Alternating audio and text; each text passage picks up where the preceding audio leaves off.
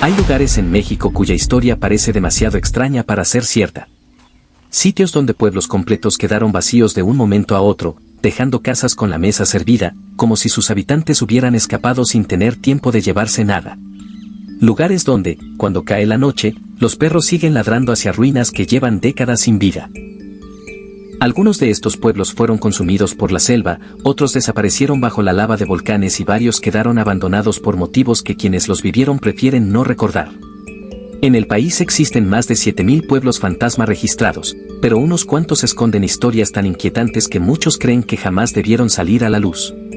Antes de continuar, suscríbete a este gran canal y comenta si conoces alguno de estos lugares. Número 10. Real de 14, San Luis Potosí. Ubicado en la Sierra de San Luis Potosí, Real de 14 solo puede alcanzarse atravesando el túnel Ogarrio, un paso de aproximadamente 2.3 kilómetros excavado dentro de la montaña. Durante el auge de la minería de plata, a finales del siglo XIX, este pueblo llegó a tener alrededor de 15.000 habitantes y se convirtió en uno de los centros mineros más prósperos del país. Cuando las vetas comenzaron a agotarse y el precio de la plata cayó, la población fue abandonando el lugar poco a poco, hasta quedar casi deshabitado hacia la década de 1950. Hoy, Real de 14 recuperó parte de su vida gracias al turismo. Cuenta con hoteles, restaurantes y tiendas de artesanías huicholas.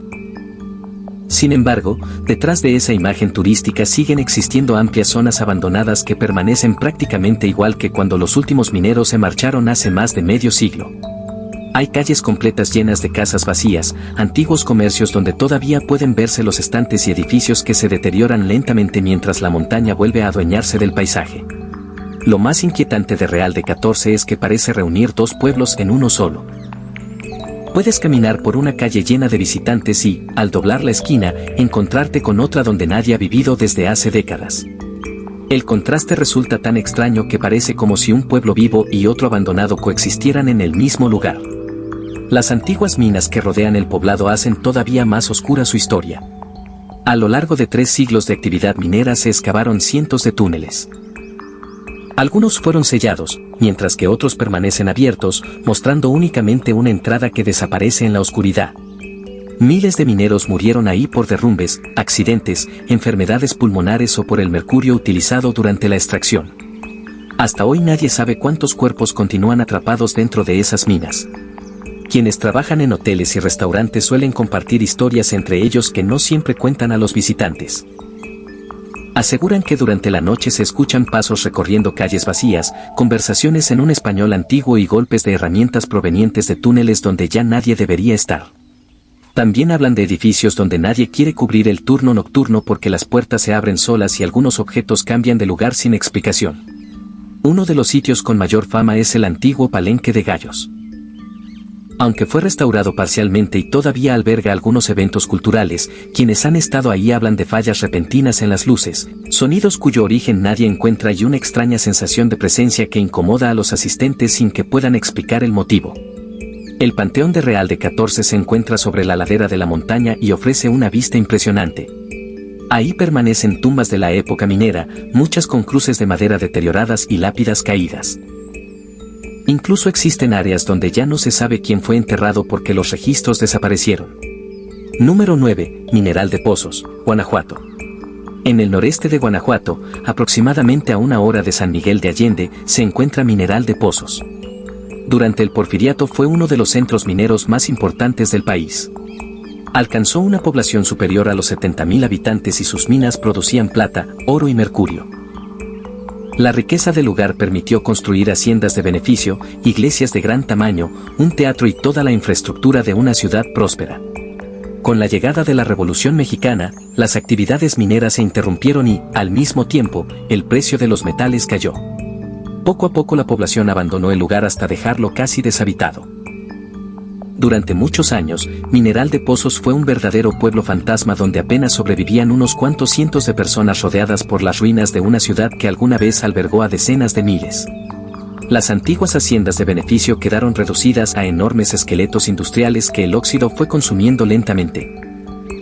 Muchas viviendas perdieron sus techos, la vegetación invadió las calles empedradas y el paisaje terminó siendo tan desolador que ni siquiera era necesario construir escenarios para filmar una película de terror. El propio pueblo ya transmitía esa sensación. En años recientes, artistas, extranjeros y turistas comenzaron a interesarse por el lugar, impulsando un proceso de revitalización. Hoy existen galerías de arte, restaurantes gourmet y hoteles boutique instalados dentro de edificios restaurados. En 2012 recibió el nombramiento de Pueblo Mágico, aunque la transformación solo ha alcanzado una parte del poblado. Por cada inmueble restaurado todavía hay numerosas construcciones que permanecen en ruinas. Esa mezcla hace que Mineral de Pozos parezca suspendido entre dos épocas, donde lo nuevo y lo abandonado conviven sin terminar de integrarse. Debajo del pueblo se extiende una enorme red de minas abandonadas. Existen túneles que recorren varios kilómetros y que nunca fueron cartografiados por completo. Después de más de un siglo sin mantenimiento, los derrumbes son frecuentes debido al deterioro de las estructuras de soporte. Aunque las autoridades han sellado algunas de las entradas más accesibles, resulta imposible cerrar todas. A lo largo del terreno siguen apareciendo cientos de bocaminas dispersas entre el paisaje. Los relatos de quienes llegaron recientemente al pueblo coinciden con los de los pocos habitantes que nunca se marcharon. Aseguran que, durante la noche, desde las minas se escuchan golpes rítmicos parecidos a herramientas trabajando y voces que parecen surgir desde las profundidades de la tierra. También dicen que existen ciertas ruinas donde los perros simplemente se niegan a entrar, sin importar cuánto intenten llamarlos. Y que las siluetas que se distinguen caminando entre las antiguas haciendas al caer la tarde no siempre pertenecen a otros visitantes. La parroquia de San Pedro conserva un sótano que, durante la época minera, funcionó como cripta. Los registros indican que, cuando el cementerio ya no tuvo espacio suficiente, ahí fueron sepultados cientos de mineros fallecidos en accidentes. Ese lugar permanece sellado desde hace décadas y nadie ha querido volver a abrirlo. Quienes trabajan en la parroquia aseguran escuchar ruidos provenientes del subsuelo, aun cuando el espacio permanece completamente vacío. Las antiguas haciendas de beneficio, donde antes se procesaba el mineral extraído de las minas, son las construcciones más impresionantes del pueblo y también las que generan mayor inquietud. Se trata de enormes edificios de piedra y ladrillo donde todavía permanece parte de la maquinaria oxidada. Hay escaleras que terminan en el vacío porque los pisos colapsaron hace años y patios donde los residuos del mercurio utilizado durante el procesamiento continúan contaminando el terreno. Número 8, Ojuela, Durango. Al norte de Durango, a unos 70 kilómetros de Torreón, se encuentran los restos de Ojuela, un antiguo pueblo minero que durante siglos vivió de la extracción de plata y oro. La actividad comenzó en el siglo XVII y se mantuvo hasta 1931. En su mejor momento, más de 5.000 personas habitaban las laderas del profundo cañón donde se ubicaban las minas. Hoy queda muy poco de aquella comunidad. Ojuela es prácticamente un pueblo fantasma y es conocido por albergar una de las estructuras más impresionantes, pero también más intimidantes, de México, el puente colgante de Ojuela. Construido en 1898, este puente unía ambos lados del cañón para transportar el mineral extraído de las minas. Mide 318 metros de longitud y cruza un abismo de aproximadamente 110 metros de profundidad. En sus primeros años solo era utilizado por los vagones mineros, pero actualmente puede recorrerse a pie. Atravesarlo combina historia, vértigo y la constante sensación de que la estructura podría ceder en cualquier momento, aunque en realidad ha sido reforzada para recibir visitantes. Las ruinas del antiguo pueblo permanecen dispersas a ambos lados del cañón. Todavía pueden verse las viviendas donde habitaban los mineros, construidas sobre pendientes tan pronunciadas que cuesta imaginar cómo era posible vivir ahí. También sobreviven edificios administrativos con sus muros en pie, aunque ya sin techos ni pisos, además de una iglesia cuya fachada logró resistir el paso del tiempo mientras su interior terminó convertido en escombros. El paisaje transmite la sensación de una destrucción incompleta. Algunas construcciones lograron mantenerse durante más de un siglo, mientras que otras desaparecieron casi por completo. Las minas de Ojuela fueron famosas por producir minerales muy valiosos, entre ellos ejemplares de adamita amarilla que siguen siendo buscados por coleccionistas. Bajo el cañón permanece un enorme laberinto de túneles que se extiende por varios kilómetros y que jamás ha sido explorado por completo. Las entradas aparecen por todas partes. Algunas son fáciles de distinguir, mientras que otras permanecen ocultas entre las ruinas y solo se descubren cuando aparece una abertura oscura que desciende hacia el subsuelo. Los guardias encargados de vigilar el sitio, que actualmente funciona como atractivo turístico con acceso controlado, cuentan historias que se repiten entre quienes trabajan ahí. Aseguran que durante la noche el viento atraviesa las construcciones abandonadas produciendo silbidos que parecen voces humanas y golpes rítmicos cuyo origen nadie consigue identificar. También afirman haber observado luces desplazándose dentro de minas donde no existe suministro eléctrico y donde, en teoría, no debería haber ninguna persona. Incluso dicen que el puente colgante emite ruidos durante la noche, como si alguien lo estuviera cruzando, pese a que permanece cerrado y bajo vigilancia. Uno de los episodios más inquietantes de la historia de Ojuela tiene relación con los numerosos derrumbes ocurridos durante la época minera. Los registros de aquellos años son incompletos, pero se sabe que hubo accidentes en los que varios trabajadores quedaron atrapados bajo toneladas de roca. En muchos casos, recuperar los cuerpos representaba un riesgo demasiado grande para los equipos de rescate, por lo que varios mineros permanecieron sepultados exactamente en el lugar donde ocurrió el derrumbe. Casi un siglo después, sus restos continúan bajo los túneles. Número 7. Cerro de San Pedro, San Luis Potosí. A solo 20 kilómetros de la ciudad de San Luis Potosí se encuentra Cerro de San Pedro, un pueblo cuya historia combina acontecimientos propios de un pueblo fantasma con uno de los conflictos mineros más polémicos de tiempos recientes. Fundado en 1592, fue uno de los primeros centros mineros de la Nueva España y, de hecho, dio origen al nombre del actual estado de San Luis Potosí. Durante siglos se extrajeron enormes cantidades de plata y oro. Esa riqueza benefició primero a la corona española y después a distintos propietarios mexicanos, mientras generaciones de mineros trabajaban en condiciones extremadamente duras y, en muchos casos, morían a una edad temprana. Lo que distingue a Cerro de San Pedro de otros pueblos abandonados es que su destrucción más reciente no ocurrió porque la minería dejara de ser rentable, sino por una decisión empresarial. En la década de 1990, la compañía canadiense Metallica Resources, que posteriormente pasó a llamarse New Gold, obtuvo la concesión para explotar los minerales que aún permanecían en la zona. A diferencia de la minería tradicional, el proyecto consistía en minería a cielo abierto mediante lixiviación con cianuro. Para recuperar las últimas cantidades de oro y plata fue necesario demoler parte del pueblo y procesar esos materiales utilizando sustancias químicas. Los habitantes organizaron una resistencia que se prolongó durante años. Crearon una organización civil, presentaron demandas, realizaron manifestaciones y consiguieron algunas victorias legales. Sin embargo, al final no lograron detener el proyecto. La mina continuó operando durante más de una década mientras seguía extrayendo oro y plata. Conforme avanzaban los trabajos, el pueblo fue perdiendo cada vez más habitantes. Quienes permanecieron lo hicieron por decisión propia o porque simplemente no tenían otro lugar a donde ir, observando cómo la actividad minera transformaba su comunidad. Actualmente, Cerro de San Pedro muestra una imagen difícil de encontrar en otro sitio. Conviven los restos de un antiguo pueblo colonial con las huellas de una explotación minera moderna ya abandonada. La iglesia construida en el siglo XVII continúa en pie, aunque presenta daños visibles.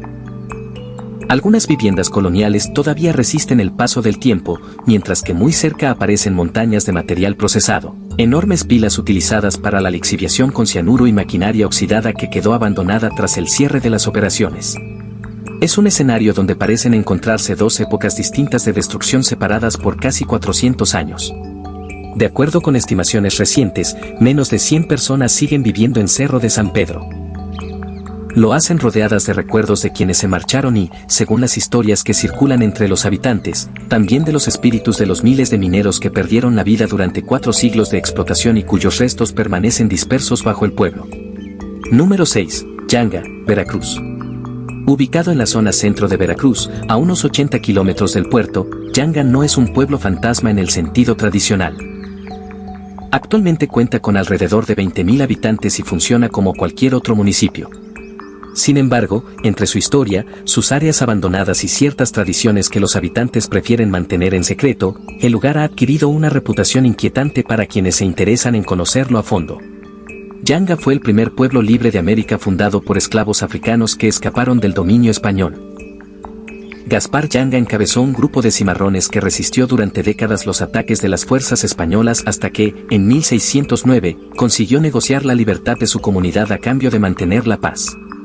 Así nació el primer asentamiento de personas negras libres reconocido oficialmente en todo el continente americano.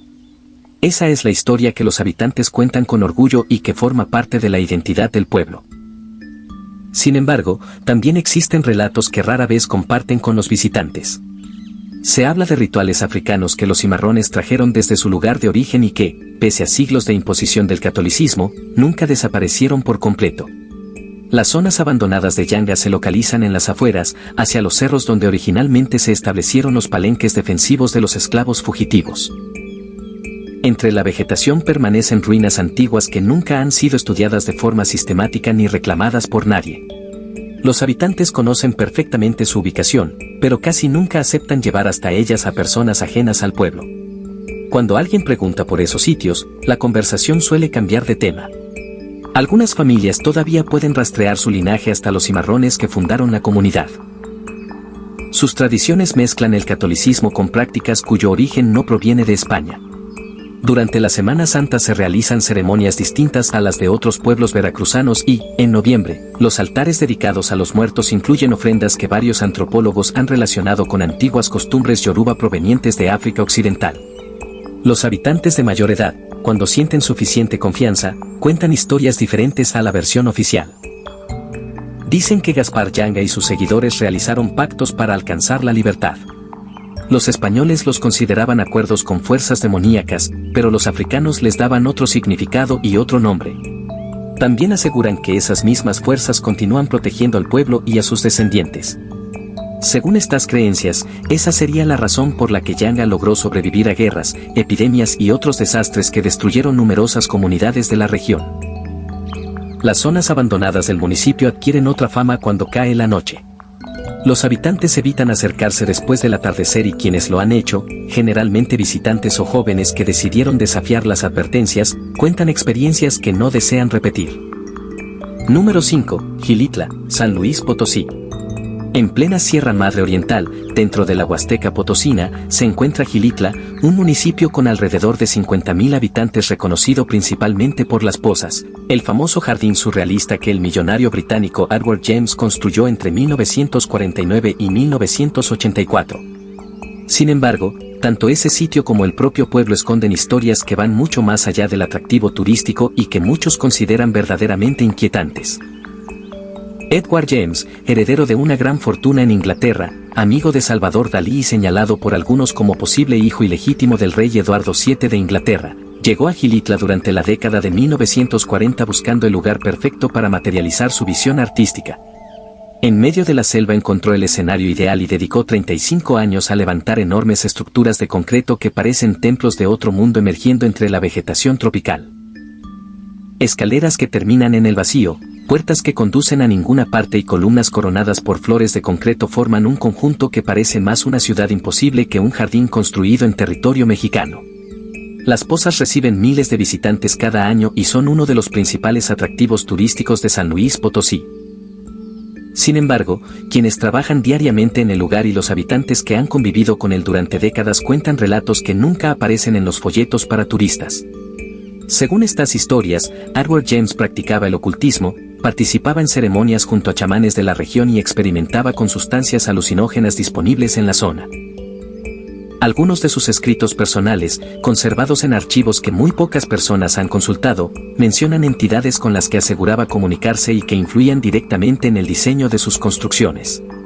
De acuerdo con esas versiones, las estructuras de las pozas no serían únicamente una expresión del surrealismo, sino intentos por crear portales o rendir homenaje a los seres con los que James creía haber establecido contacto. Los guardias que permanecen en el jardín durante la noche, cuando el sitio ya está cerrado al público, aseguran vivir experiencias que prefieren no comentar abiertamente. Dicen escuchar pasos recorriendo escaleras de concreto que saben perfectamente que están vacías. También afirman que las sombras cambian de lugar de una forma que no coincide con la posición de la luna ni con el movimiento de las nubes. Incluso hablan de sectores específicos del jardín donde la sensación de estar siendo observado resulta tan intensa que evitan realizar los recorridos nocturnos sin compañía. Más allá de las pozas, el propio Xilitla conserva relatos igual de extraños. Esta región ha sido territorio del pueblo indígena Tenec desde mucho antes de la llegada de los españoles y sus tradiciones chamánicas existen desde siglos antes de la conquista.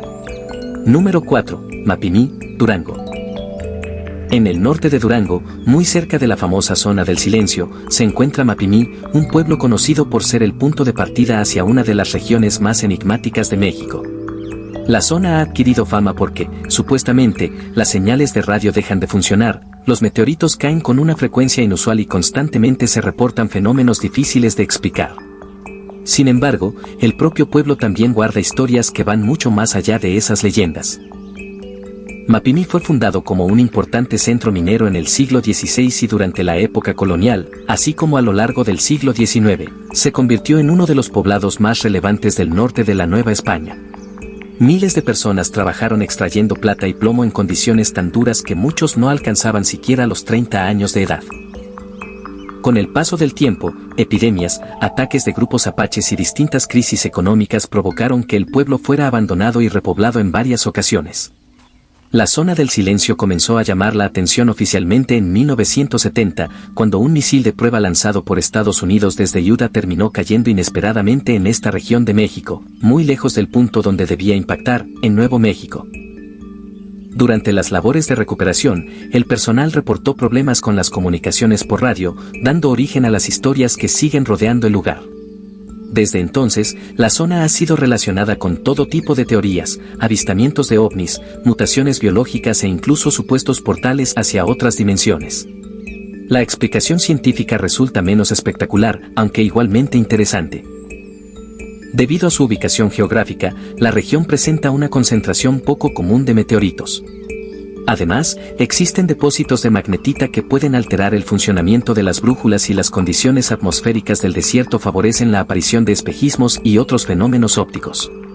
Aún así, quienes viven en los alrededores de Mapimí aseguran que esas explicaciones no alcanzan para describir todo lo que sucede allí. Los rancheros que habitan dispersos por la región cuentan relatos transmitidos de generación en generación. Hablan de luces que aparecen durante la noche desplazándose de una forma que no corresponde ni a vehículos ni a aeronaves. También mencionan lugares donde los animales simplemente se niegan a entrar, sin importar cuánto intenten obligarlos, además de círculos de vegetación completamente seca o, por el contrario, con un crecimiento anormal para el entorno. Incluso existen historias sobre personas que llegaron al desierto buscando algo que nunca revelaron y que desaparecieron sin dejar rastro. Número 3. San Blas, Nayarit. En la costa de Nayarit, a unos 70 kilómetros de Tepic, se encuentra San Blas, un puerto que durante la época colonial fue el principal punto de salida hacia California y Filipinas en el Pacífico Norte. En su época de mayor esplendor llegó a superar los 30.000 habitantes y fue uno de los puertos más importantes de toda la Nueva España. Hoy viven ahí menos de 10.000 personas y gran parte de aquel pasado permanece entre ruinas repartidas por todo el pueblo. El declive de San Blas comenzó tras la independencia de México, cuando cambió la organización del comercio colonial. Sin embargo, el golpe definitivo llegó con las epidemias de fiebre amarilla que azotaron la región durante el siglo XIX.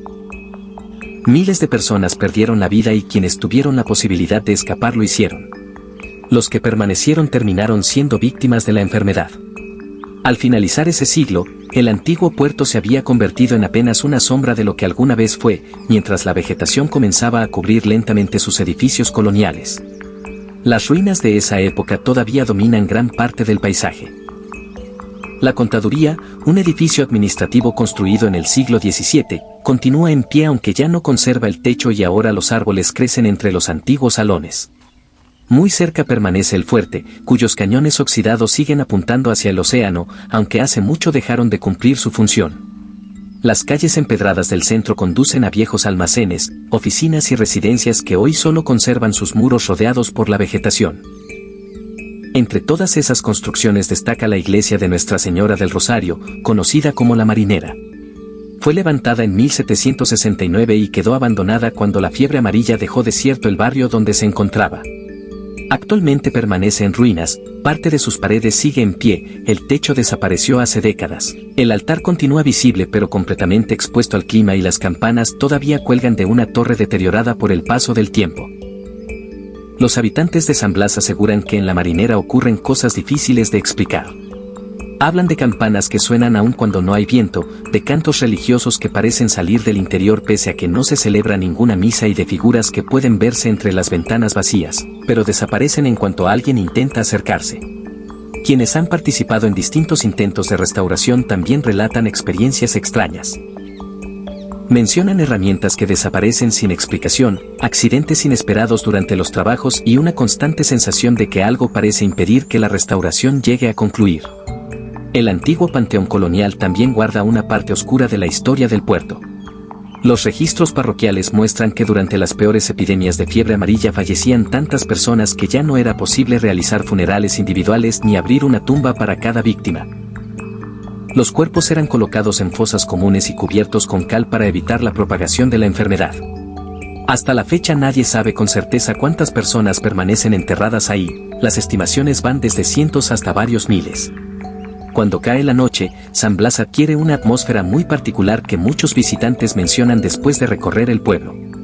Los jejenes, pequeños mosquitos característicos de la zona, hacen que permanecer al aire libre resulte incómodo.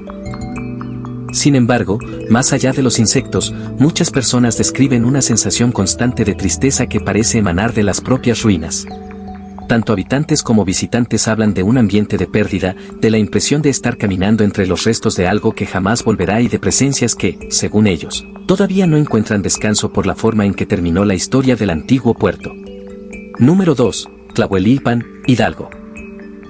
Al sur del estado de Hidalgo, a unos 90 kilómetros de la Ciudad de México, se encuentra Tlahuelilpan. No se trata de un antiguo pueblo fantasma ni de una comunidad abandonada. Es un municipio con cerca de 20.000 habitantes que continúa con su vida cotidiana.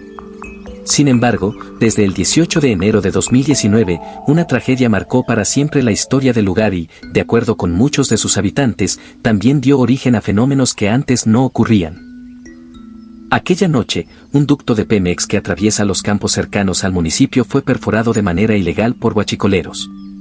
La gasolina comenzó a salir con gran fuerza y decenas de personas de comunidades vecinas llegaron con cubetas y distintos recipientes para aprovechar el combustible. Entre ellas había integrantes de grupos dedicados al robo de hidrocarburos, pero también familias enteras que vieron en ese momento una oportunidad. En el sitio había hombres, mujeres, niños y adultos mayores. Poco después de las 7 de la noche, aproximadamente, el chorro de gasolina se incendió. La explosión y el fuego provocaron la muerte de 137 personas, de acuerdo con las cifras oficiales.